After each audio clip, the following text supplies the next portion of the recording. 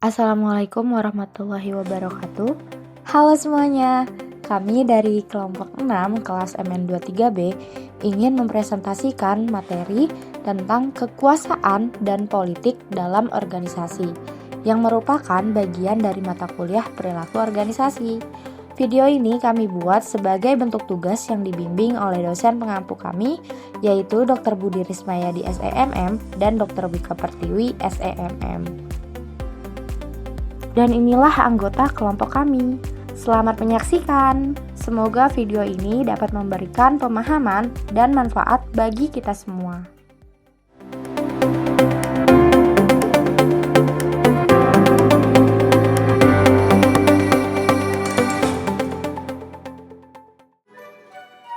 Sebelumnya, apa kalian sudah tahu apa itu kekuasaan dan politik dalam organisasi? Kalau kamu belum tahu, sini kami jelaskan. Tolong disimak ya. Apa sih kekuasaan dan politik dalam suatu organisasi? Kekuasaan adalah kemampuan atau kesanggupan untuk mempengaruhi dan mengendalikan pihak lain dalam suatu hubungan sosial atau politik. Dalam konteks ilmu politik, kekuasaan berkaitan erat dengan perjuangan untuk memperoleh dan mempertahankan kendali. Kekuasaan melibatkan hubungan antara pihak yang memerintah dan pihak yang diperintah, serta menjamin pelaksanaan kewajiban dalam ada unsur kekuasaan dalam organisasi, yaitu faktor-faktor yang membuat seseorang atau kelompok memiliki pengaruh terhadap orang lain di lingkungan organisasi. Yang pertama ada legitimasi, yaitu kekuasaan yang diperoleh karena posisi formal atau jabatan yang sah dalam organisasi. Misalnya, seorang manajer memiliki kewenangan karena jabatannya secara resmi diakui. Selanjutnya, ada penghargaan atau reward power, yaitu kekuasaan yang berasal dari kemampuan memberi penghargaan, seperti bonus, promosi, pujian, atau fasilitas. Lalu ada paksaan atau coercive power, yaitu kekuasaan yang timbul dari kemampuan untuk memberikan hukuman atau sanksi. Contohnya, seorang atasan yang bisa memberi teguran atau memberhentikan bawahan jika tidak disiplin. Lalu ada referent power, yaitu kekuasaan yang berasal dari kepribadian atau karisma seseorang, sehingga orang lain merasa kagum, respect, atau ingin meniru. Misalnya, pemimpin yang disukai dan dihormati karena integritas atau gaya kepemimpinannya. Selanjutnya ada keahlian atau expert power, yaitu kekuasaan yang berasal dari pengetahuan atau keahlian khusus. Orang cenderung mendengarkan dan mengikuti seseorang yang dianggap ahli di bidang tertentu. Lalu yang terakhir ada informasi, yaitu kekuasaan yang berasal dari penguasaan atau akses terhadap informasi penting.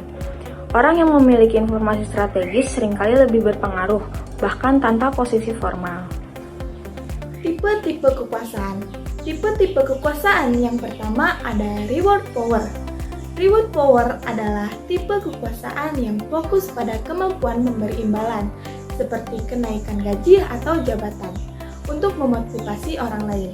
Kekuasaan ini muncul karena seseorang mampu memberi kepuasan atau keuntungan kepada pihak lain. Yang kedua ada coercive power atau kekuasaan paksaan. Coercive power adalah kekuasaan yang didasarkan pada kemampuan memberi hukuman seperti tugas berat, teguran, atau pemotongan gaji. Jika digunakan secara berlebihan, dapat menimbulkan dendam atau membuat karyawan memilih meninggalkan pekerjaannya. Yang ketiga, ada referent power. Referent power adalah tipe kekuasaan yang didasarkan pada hubungan kesukaan atau kekaguman, di mana seseorang dihormati atau dijadikan panutan karena memiliki kualitas yang diinginkan. Seorang pimpinan dengan referent power cenderung disukai dan dihormati karena bertanggung jawab dan mampu melaksanakan tugas dengan baik. Keempat, ada expert power. Expert power adalah kekuasaan yang didasarkan pada keahlian, pengetahuan, atau informasi yang dimiliki seseorang. Kekuasaan ini muncul ketika orang lain mempercayai kemampuan seseorang dalam menyelesaikan masalah, seperti bawahan yang sering berkonsultasi dan mengikuti saran dari atasan yang ahli. Dan yang terakhir, ada legitimate power atau kekuasaan sah. Adalah kekuasaan yang diperoleh melalui persetujuan dan kesepakatan sehingga seseorang berhak mengatur perilaku orang lain dalam organisasi. Kekuasaan ini didasarkan pada struktur sosial dan nilai budaya, seperti senioritas atau posisi resmi yang diakui dalam organisasi. Selanjutnya, di sini saya akan membahas tentang sumber-sumber kekuasaan. Yang pertama ada kewenangan formal. Kewenangan formal ini merupakan kewenangan yang mengacu pada hak prerogatif di mana kewajiban dan tanggung jawab seseorang berkaitan dengan kedudukannya dalam organisasi atau sistem sosial. Lalu yang kedua ada kekuasaan pribadi. Kekuasaan pribadi ini merupakan kelompok sumber kekuasaan berdasarkan kedudukan yang berlimpah pada orang yang secara hierarki mempunyai kedudukan dalam organisasi. Pengaruh potensial terdiri dari 3, yaitu kekuasaan keahlian, kekuasaan kesetiaan, dan kekuasaan karisma. Selanjutnya, di sini saya akan menjelaskan tentang kekuasaan keahlian, kekuasaan kesetiaan, dan kekuasaan karisma. Yang pertama ada kekuasaan keahlian atau expert power. Ini merupakan kekuasaan yang bersumber dari keahlian dalam memecahkan masalah tugas-tugas penting. Lalu yang kedua ada kekuasaan kesetiaan. Kekuasaan kesetiaan atau reverent power ini merupakan potensi seseorang yang menyebabkan orang lain mengagumi dan memenuhi permintaan orang terkait keterampilan interaksi antar pribadi seperti pesona, kebijaksanaan, diplomasi, dan empati. Dan yang terakhir adalah kekuasaan karisma. Kekuasaan karisma merupakan sifat bawaan dari seseorang yang mencakup penampilan, karakter, dan kepribadian yang mampu mempengaruhi orang lain untuk suatu tujuan. Organisasi adalah proses persaingan dan negosiasi untuk mendapatkan dan menggunakan kekuasaan. Politik dapat terjadi di semua tingkat organisasi, dari tingkat individu sampai tingkat organisasional. Dari politik ini menjalankan keseimbangan kepentingan individu karyawan dan kepentingan manajer, serta kepentingan organisasi. Ketika keseimbangan tersebut tercapai, kepentingan individu dan mendorong pencapaian kepentingan organisasi. Namun, dalam dekade terakhir ini, konflik dan politik telah menjadi bukan hanya dapat diterima, tetapi topik yang modis dalam teori organisasi. Politik dalam organisasi. Dalam konteks organisasi, politik dapat diartikan sebagai tindakan-tindakan yang tidak resmi namun disengaja untuk mempengaruhi orang lain untuk mencapai tujuan pribadi.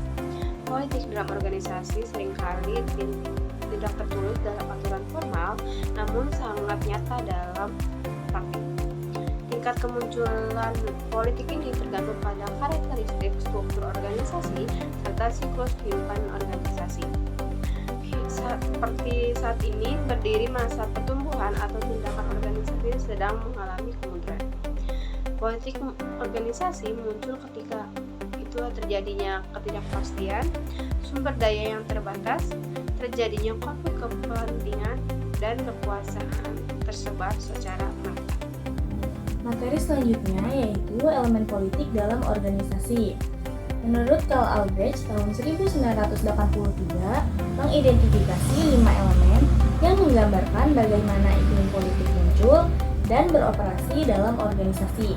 Yang pertama ada inner circle relationship, merupakan hubungan khusus antara manajer senior dan pimpinan tertinggi yang dibangun atas dasar kedekatan pribadi atau keluarga. Hubungan ini sering memengaruhi pengambilan keputusan secara informal. Yang kedua ada axis of influence, jalur pengaruh tidak resmi di mana seorang manajer dari level menengah atau divisi memiliki akses langsung kepada pimpinan puncak melewati atasan formalnya. Ini menciptakan ketimpangan dalam struktur otoritas resmi. Yang ketiga ada informal power centers, karyawan biasa yang memiliki hubungan erat dengan atasan senior dapat bertindak di luar garis komando formal. Mereka menjadi pusat kekuasaan informal yang kadang lebih berpengaruh dibandingkan posisi resmi. Yang keempat yaitu polarizing elements, terjadi ketika ada ketidakcocokan antara atasan dan bawahan yang menimbulkan persaingan. Ketidaksepakatan ini bisa bersifat personal atau ideologis dan dapat mengganggu stabilitas organisasi. Yang kelima, informal coalitions, sekelompok manajer yang membentuk aliansi untuk menolak kebijakan pimpinan atau mendorong keputusan alternatif. Koalisi ini dibangun di luar jalur komunikasi formal dan sering beroperasi yang memicu aktivitas politik. Ada beberapa situasi yang sangat mendorong munculnya perilaku politik di dalam organisasi. 1. Ketidakpastian dan konflik kepentingan. Saat tidak ada kejelasan peran, tugas, atau hasil yang diharapkan, individu akan berusaha menegaskan pengaruhnya melalui cara-cara informal. 2.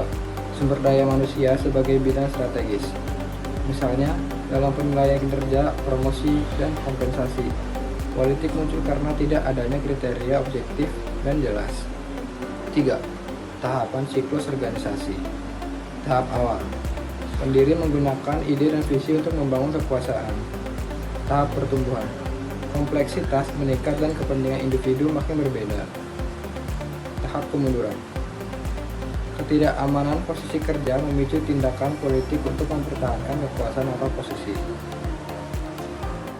Keterkaitan antara politik dan kekuasaan dalam organisasi.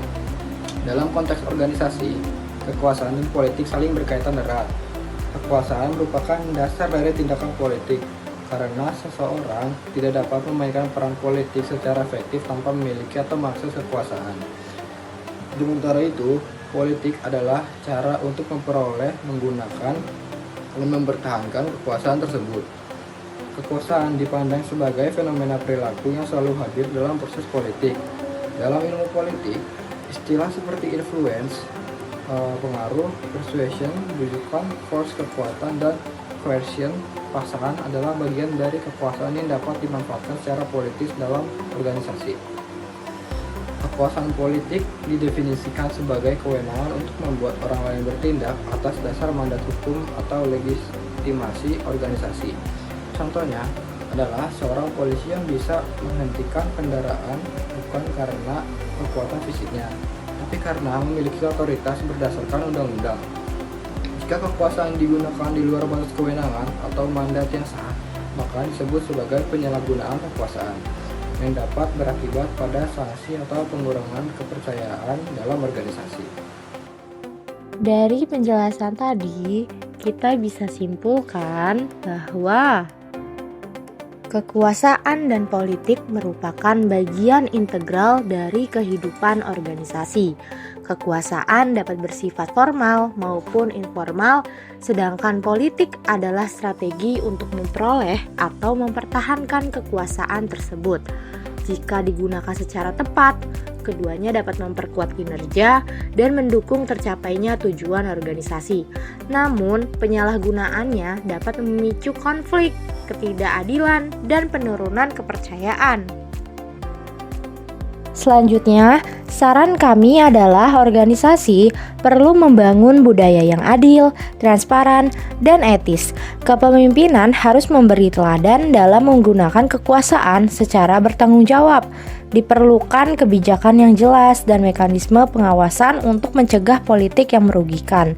Selain itu, komunikasi terbuka dan pelatihan etika organisasi akan membantu menciptakan iklim kerja yang harmonis dan berorientasi pada tujuan bersama. Terima kasih sudah menonton. Thank you for watching.